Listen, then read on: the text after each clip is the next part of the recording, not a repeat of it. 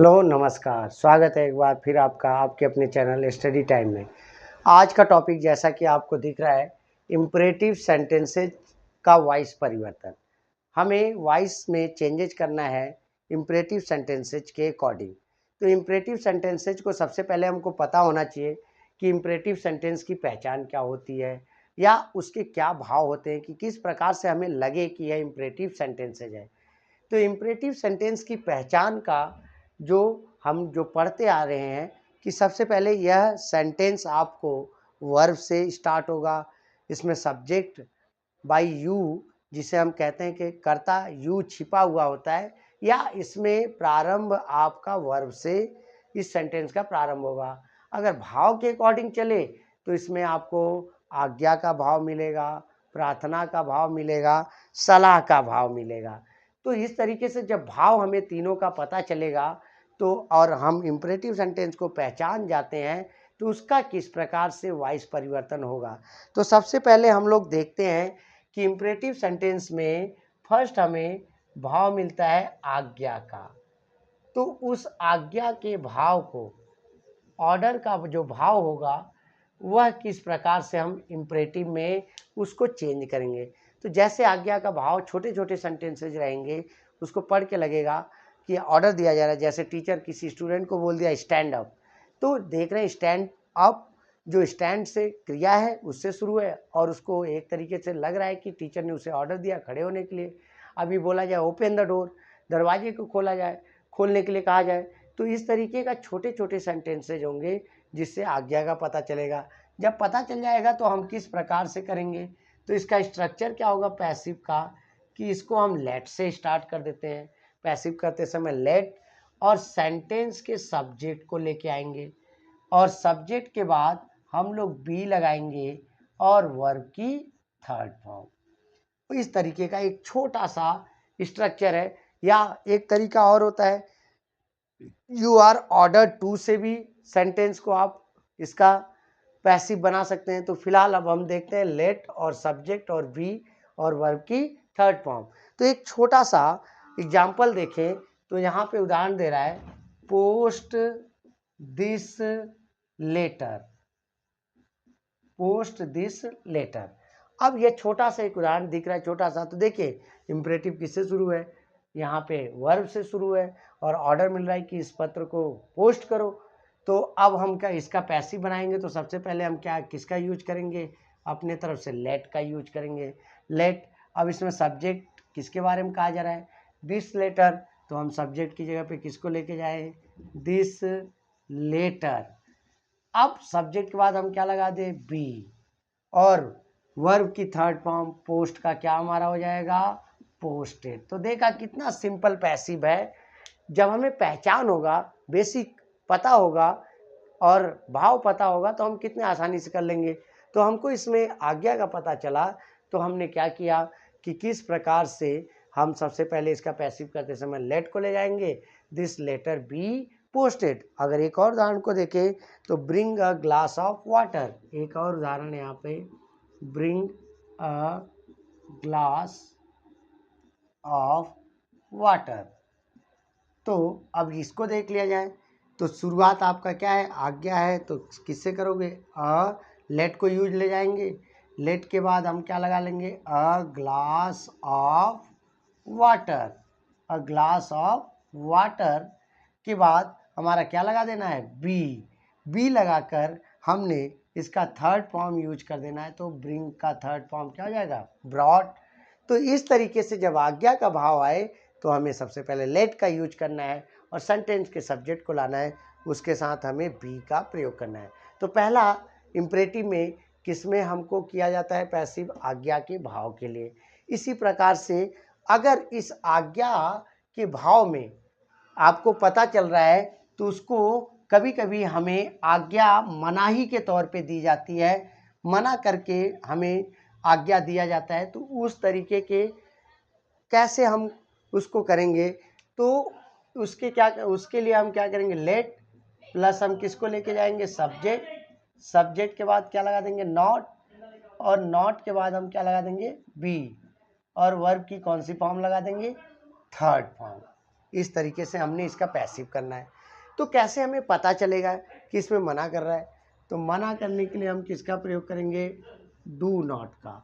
यहाँ पे हमें पैसिव में पता चलता है डू नॉट रहता है। तो जैसे देखें, do not kill the birds, do not kill the birds. अब यहाँ पे देखिए मना किया जा रहा है पक्षियों को मत मारो। तो यहाँ पे हमको देख रहे हैं कि यहाँ पर सेंटेंस में मनाही है लेकिन एक ऑर्डर का भी भाव है। तो हम क्या करना है, इसकी पहचान कैसे? डू के साथ क्या लग रहा है? नॉट। तो मना किया जा रहा है लेकिन एक ऑर्डर का भाव है। तो सबसे पहले किससे शुरुआत करेंगे? लेट। सब्जेक्ट किसके बारे में बोला जा रहा है? The birds, let the birds. और हम क्या लगा देंगे? नॉट। नॉट के साथ हम क्या लगा देंगे? बी। अंतर क्या है कि हम जब लेट का यूज करेंगे, सब्जेक्ट लाएंगे, डू की जगह डू को हटाकर हम क्या लगा देंगे? नॉट। और उसके साथ हमने क्या लगा दिया? बी। तो let the words not be. अब यहाँ पे किल का थर्ड फॉर्म क्या हो जाएगा? किल्ड और फुल स्टॉप। इसी तरीके से अगर देखें एक और उदाहरण को, डू नॉट बीट राम या द चाइल्ड लिख दूँ मैं, do not beat the child लिख दूँ यहाँ पर आपका। तो यहाँ पे भी देखिए मना किया जा रहा है कि बच्चे को मत पीटो। तो यहाँ पर आपको पता चल गया। तो किससे? लेट। और सब्जेक्ट कौन है? The child, let the child. और यहाँ पर हमको क्या करना है? नॉट का यूज करना है, नॉट। नॉट के साथ बी और इसका थर्ड फॉर्म क्या हो जाएगा? Beaten. Let the child not be beaten. तो पहला हमें आज्ञा का भाव मिल रहा है, तो किस प्रकार से हमने उसका पैसिव करना है। तो आई होप आप सभी को समझ में आया होगा। अब दूसरा हम देखते हैं, इसमें आपको इसमें प्रार्थना का भाव आएगा। किसका भाव आएगा? प्रार्थना का। तो उसको कैसे करोगे? तो प्रार्थना के भाव के लिए जब आप इंपरेटिव सेंटेंस में पहचान करेंगे तो जो रिक्वेस्ट का भाव होगा, उस रिक्वेस्ट के भाव के लिए आपको पता है कि प्लीज, काइंडली, इन सब शब्दों का इस्तेमाल करते हैं। तो उसी प्लीज या काइंडली को देखकर हमको लग जाता है कि यह क्या है? यह इंपरेटिव में रिक्वेस्ट है। तो शुरुआत में हम लोग किसका प्रयोग करेंगे? You are requested to. अब हमें पैसिव के प्रारंभ जो करते समय वाक्य के शुरुआत में हम लोग यू आर रिक्वेस्टेड टू से करेंगे, उसके बाद वर्ब से सेंटेंस को जोड़ देंगे। जैसे प्लीज सिट डाउन, यहाँ पर एक उदाहरण दे रहा है, प्लीज सिट डाउन। अब यही उदाहरण को देखिए, यहाँ पर प्लीज लगा हुआ है, इसके बाद सिट डाउन। तो यह आपको इम्परेटिव का पहचान पता चल रहा है कि इसमें इम्परेटिव में रिक्वेस्ट हो रहा है। तो हम लोग इसका पैसिव करेंगे तो प्लीज की जगह पे हम लोग क्या जोड़ देंगे? You are requested, you are requested. और हमने क्या लगा देना है? You are requested to. अब इसके बाद इस सेंटेंस को उसी प्रकार से जोड़ दीजिए, सिट डाउन। तो इसका जब आपको प्रार्थना पता चलेगा तो प्लीज या काइंडली के जगह पे शुरुआत में हम क्या कर देंगे? You are requested to. तो जैसे आपको समझ में आया होगा आई होप। तो एक और भाव है इसमें, देखते हैं इसमें एक ही उदाहरण को समझते हैं। इसमें प्लीज या काइंडली मिलेगा, उसको आप किस में चेंज कर दीजिएगा? यू आर रिक्वेस्टेड टू और यहाँ पे सिट डाउन। वर्ब के थर्ड फॉर्म की बात जहाँ तक हो रही है तो इसमें वर्ब का थर्ड फॉर्म का भाव किस में आ रहा है? आपका रिक्वेस्टेड के साथ आ रहा है। तो अगला देखते हैं हमारा इम्परेटिव में जो एक और अन्य महत्वपूर्ण भाव आता है, सलाह का। तीसरा कौन सा भाव आता है? आपका सलाह का। तो एडवाइस जिसे आप बोलते हो, तो सलाह का भाव आएगा। तो सलाह के भाव के लिए स्ट्रक्चर कुछ इस प्रकार से होगा कि आप सब्जेक्ट को लेके आएंगे। सबसे पहले सब्जेक्ट, सब्जेक्ट के साथ हमने क्या लगा देना है? शुड। और शुड के साथ हमने क्या लगा देना है? बी। और वर्ब की कौन सी form? Third form. Subject should be और वर्ब की थर्ड फॉर्म। तो इसको किस प्रकार से करते हैं, एक उदाहरण के साथ करके देखते हैं। जैसे एक उदाहरण है, ओबे योर एल्डर्स, ओबे योर एल्डर्स। अब इसको पढ़ के देखते हैं, किसका आज्ञा मानो, किसकी बातें मानो? अपने बड़ों की। तो यहाँ पे हमको निश्चित ही पता चल रहा है कि यहाँ पे सलाह दिया जा रहा है। तो सलाह देने के लिए सबसे पहले हम क्या करेंगे? सब्जेक्ट ले जाएंगे पैसिव करते समय, तो सब्जेक्ट की जगह पे कौन चला जाएगा, योर, और यहाँ पे क्या चला जाएगा, एल्डर्स। इसके साथ हम क्या लगा देंगे, शुड, शुड के साथ हम क्या लगा देंगे, बी, और यहाँ पे थर्ड फॉर्म हमारा क्या हो जाएगा, ऑवेट।